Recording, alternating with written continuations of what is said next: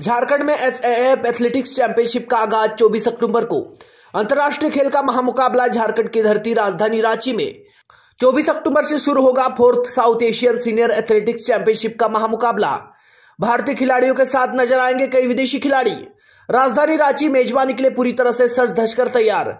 24 से 26 अक्टूबर 2025 तक Birsa Munda football stadium Morabadi Ranchi में आयोजित होगा south Asian senior athletics championship. 15 वर्षों के बाद यह शहर अपने सबसे बड़े खेल आयोजन की मेजबानी करने जा रहा है, जिसमें झारखंड की संस्कृति, परंपरा और खेल भावना का अद्भुत संगम देखने को मिलेगा। इस प्रतियोगिता में दक्षिण एशिया के 6 देश 3 दिनों में कुल 37 पदक स्पर्धाओं के लिए करेंगे महामुकाबला। भारत के साथ श्रीलंका, बांग्लादेश, नेपाल, भूटान और मालदीव के 206 एथलीट्स इस प्रतियोगिता में भाग लेंगे।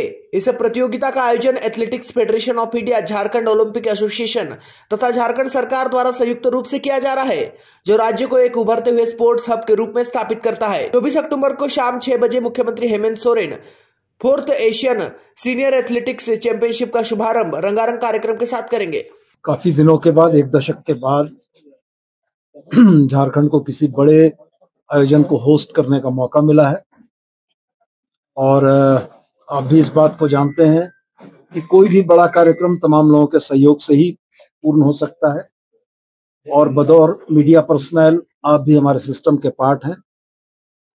हम लोगों की पूरी कोशिश है कि इस चौथे सैफ गेम के आयोजन में झारखंड को नेकनामी मिले, भारतवर्ष को नेकनामी मिले। विदेश की जो टीमें चलकर आ रही हैं उनके मन में ये भाव रहे कि सैफ गेम्स का आयोजन अगर हिंदुस्तान और झारखंड में हुआ है तो एक मेमोरेबल रहे, यादगार रहे।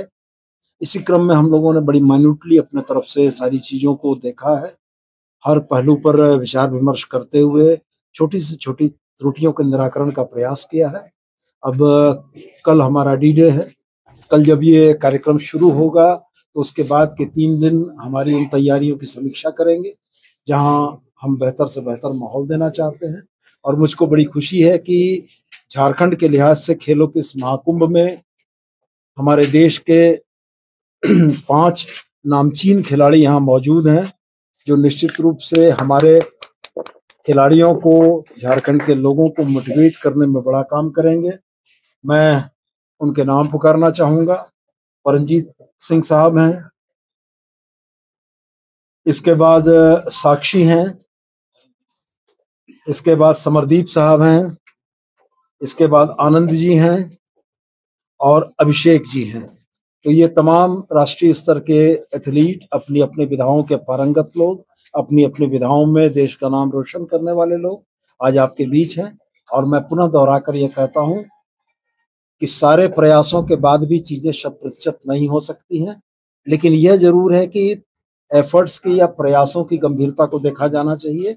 हम ये मानते हैं कि हम लोगों ने अपने तरफ से हर संभव कोशिश की है, लेकिन अगर कुछ त्रुटियां रह गई हैं तो हम ये चाहेंगे कि वो त्रुटियां हमारे ऑफिशियल्स तक आए, जिनको हम सुधारने का प्रयास कर सकें। और मैं उम्मीद करता हूं कि आपके हमारे सामूहिक प्रयास से इस खेलों के कुंभ का एक बेहतर आयोजन झारखंड की धरती पर हम लोग कर सकेंगे।